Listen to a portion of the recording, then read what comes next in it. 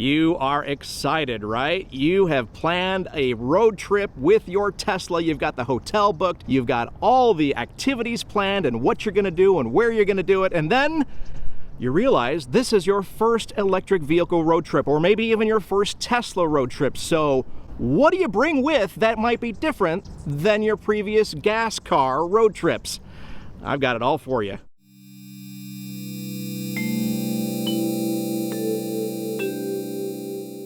All right, some things that you're going to bring on your Tesla road trip are going to be the same as a gasoline car road trip. So whatever you were bringing before on your road trips, bring them with you on this one. But the things that are different for a Tesla road trip, I am going to share with you today. The things that we bring either for peace of mind, convenience, or just in case you want to have those things on board with you. All right, so we're going to go over some of the emergency kit kind of things that we like to bring, you know, first aid kit, spare tire, tire inflator, that sort of thing. I'll share everything that we bring with us on our road trips, as well as the charging things, adapters and extension cords and all that sort of stuff that we like to bring on road trips as well. And maybe some miscellaneous items that you may not think of on a Tesla road trip or even a regular road trip that we like to bring. Thank you so much for hitting the like button and the subscribe button. That would totally mean a lot. We now have a new join button, and if you do that, you'll get a fancy new sticker. One of the most important items that I bring on every road trip when I'm outside of my 100-mile radius for towing with AAA is my Modern Spare, modernspare.com. Now, I actually bought this kit before I had a YouTube channel, so I've got nothing trying to sell one over on you or anything like that. I just believe in this product. I have put this tire on both my Model 3 and my Model Y. I've gone through the process to make sure I know how to do it in case I need to do it out there. And I also wanted to make sure that the tire fit and worked, and drove it around the neighborhood and all that kind of stuff. Here's what it looks like. It's actually kind of a stylish kind of wheel, which is nice. It's the website claims it's rated at 81 miles per hour, which is great. Way better than those other donut kind of spare situations. You can drive pretty much at highway speeds. So if you get the full kit, you get the carrying case, you get the wheel, you get the jack wrench, you get 2 sets of sizes for the lugs.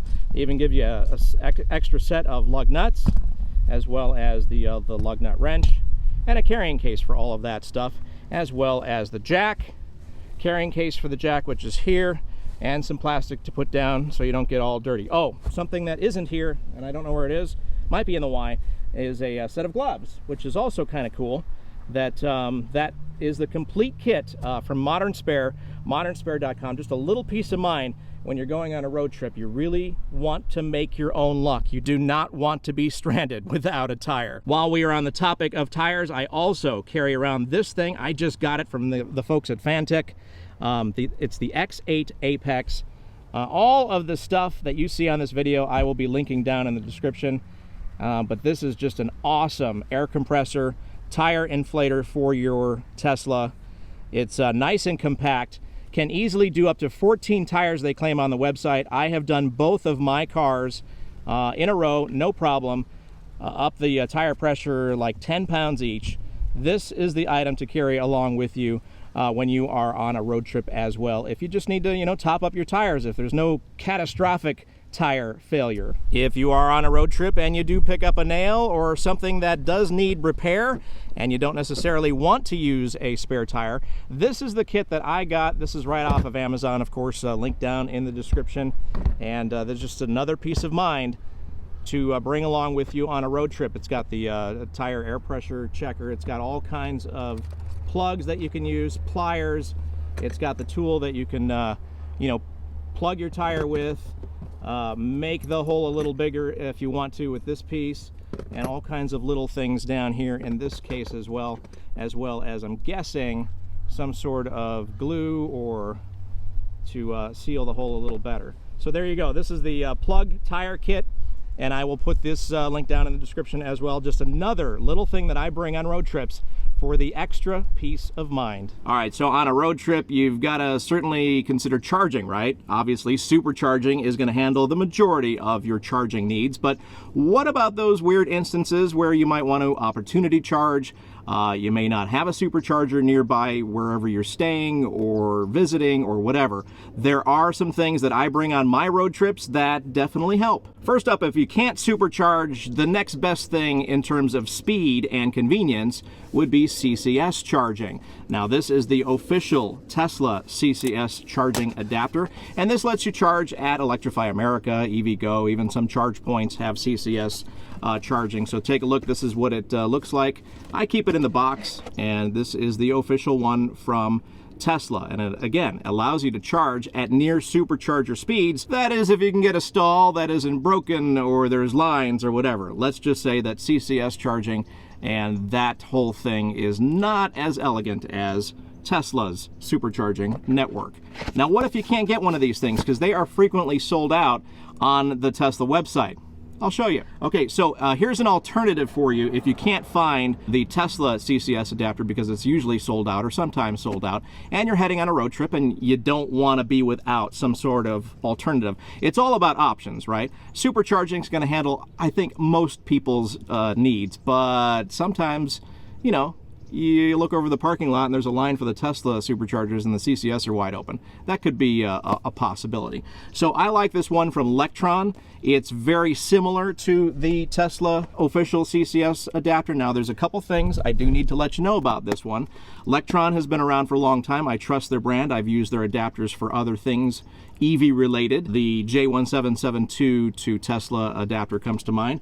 But here's a couple of things that you need to know about this. In recent months, Electrify America and EVgo come to mind. They have put it in their user agreement language that they don't want any third-party adapters to be used on their network. Only the blessed Tesla one is so-called allowed on their network. Now, I don't know how they police that. I don't know how they check that.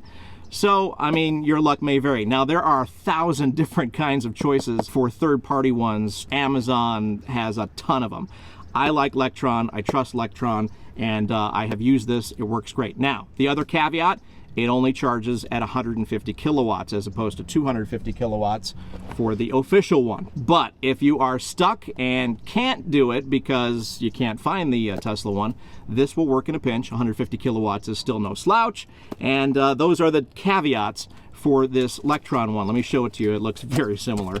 I keep them in the box. I don't have an official case. I know there's an official case floating around for these things, but so there you go. It looks literally just like the other one. Let me actually pop out the other one so you can see the difference. So Tesla one, Lectron one. I mean, it's pretty close. It even has the pin to protect from getting pulled out and while still charging. So there you go. Lectron, Tesla. Now, the other thing I like to bring with me on road trips, actually, technically, it lives in my car, so I don't bring it on road trips. It's always with me, and that is, of course, the one that comes with your car. This is the J1772 adapter to the Tesla adapter, and this is good for, you know, most public charging is this style of charger, and it's running roughly at 7.2 kilowatts. That's kind of on the high end, sometimes 6.6, sometimes lower if it's shared, like sometimes on a charge point. If you roll up and there's somebody already charging on the stall that you're on, you're going to probably split the difference there. But I always keep this in the glove box. Actually, technically, I keep it in the center console box. So it's with me on road trips anyway. You just want to have options when you're out there on a road trip. The next thing I started bringing with me on road trips is the mobile adapter, mainly because I got the official Tesla hardwired one in my garage for my Model Y, and I still use one of these for my Model 3. So I have an extra. So now I carry it around, and the reason being is I was on a road trip, Palm Springs actually comes to mind. That road trip video is on the channel, of course. It comes to mind because they had some chargers ready to go, but they also had 1450 plugs that I didn't bring this with me, so I lost out and I couldn't charge. Of course, you want to bring one of these with you as well. This is the 1450 side to the mobile adapter side. So there you go. That's how that looks. That's how that works. Now I start to carry this around with me just in case I might need it, although I don't anticipate needing it. The other side, this one comes with the kit. This is just a regular old wall plug.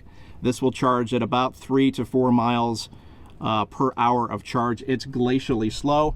The other thing I bring with me is a thicker extension cord. Now, I know the manual says no extension cords, blah, blah, blah. This one's thick enough. This is a 12 gauge. I would say anything 12 gauge or under. 10 is also good. The lower the number, the thicker the cable. I've been using this one for about 10 years. Back in my RAV4 EV Toyota days, up to volt and bolt, and it works just fine. Long sustained charges on this particular cable, not a problem. I'll throw the official label thing on the screen as well. Everything you see in this video, I'm going to be putting a link down below, and it'll be my road trip kit, I guess, so to speak. All right, doing the beginning stages of our packing for our trip, and as you can see, I've done so much. I mean, that's just packed to the gills, absolutely. No, actually, what I want to show you is in the sub-trunk, the thin layer of the sub-trunk actually fits more stuff than you could possibly imagine. So I'll take this out, took the floor mat out. You can see in the regular sub-trunk I've got some items, towels, an extra backpack. I highly recommend that. There's been trips where we're like, you know what, we don't want to use our main backpacks. Those are already packed for other stuff. It's always good to have an empty backpack.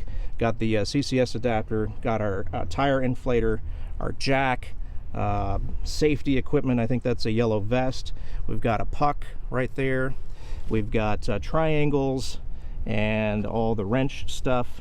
So that's what's in the regular sub-trunk. But here in the thin sub-trunk is things I've packed that I hope I never need. But that's what this space is good for, because it's going to be kind of, you know, jammed in there with all kinds of other stuff on top of it in the main trunk. So I've got a first aid kit. I've got the 220 mobile charger. I've got a extension cord there. I've got the auto sock, which I've never used. Don't know if it works, but it's peace of mind for having it. It is an all-wheel drive vehicle for the Tesla Model Y Performance. And we've got a plug kit here. And inside this bag is a brush and a ice scraper. So again, all the things that I hope I never need is what I put in this thin part of the trunk, which I am shocked actually how much it fits. It's amazing. Taking a look at how this whole thing looks ready for the trip and packed. Here is what the trunk looks like. We still have tons and tons of space. I don't think we even need much more in here. The sub-trunk, I don't know if you can see in there, has sleeping bags, an IKEA bag. I highly recommend bringing an IKEA bag. If you've got an IKEA nearby, grab one of those, because it carries a lot of stuff from your car to your hotel room. Cubbies both full. We've got waters in there. We've got a tripod. Everybody needs a tripod, right? Bags over here, cleaning supplies. I've got Windex and microfiber towels and detailing in case there's a lot of bugs on the front. Taking a look at the inside of the car. One of the things I like to do to maximize space is fill the doors with waters. Look at that, it fits 5 of them right there. Pretty cool. Both doors filled with waters, blankets, pillows. Don't forget to pack charging cables for the kids, depending on which USB ports you have on your car. This one has USB-C. My Model 3 has USB-A. Of course, in the front of the car, snacks, because the 5 minutes after leaving the driveway, kids are going to be asking for snacks. More waters. Baby wipes, definitely handy on a road trip. Regular water bottles. And let's take a look at the Frunk and how we pack that. This is mainly our refrigerator or food storage. Underneath here you see the Basenor Frunk cooler that we reviewed on the channel, and we're putting it to use for the very first time. And we've got the double, these are very good, by the way. These are amazing. The double ice packs sandwiched, one on the bottom, one on the top. And of course, like I said, gotta have the jump starter kit in the Frunk in case your car dies. You can use a 9-volt to pop this open, pop open the Frunk, and jump start your car. So plates, bowls, all kinds of stuff, and that is how we pack for a road trip. Well, that does it for our Tesla road trip toolkit. Things that we like to bring on our road trips. We've been doing these road trips since 2019 in our Tesla Model 3, so we've been doing this for quite a while, and we've got a lot of this stuff pre-ready to go. We just throw it in the car and just go for it. But a lot of things we still have to think about and keep on our list of things that we bring on our road trip. So I hope you found value in this video. I hope this maybe sparked some ideas for things that you should bring on your Tesla road trips. And as always, don't forget to like this video. It means the world to our channel, as well as subscribe if you want new stuff coming all the time here on Tesla Tips and Trips. Thank you so much for watching, and we'll catch you on the next video.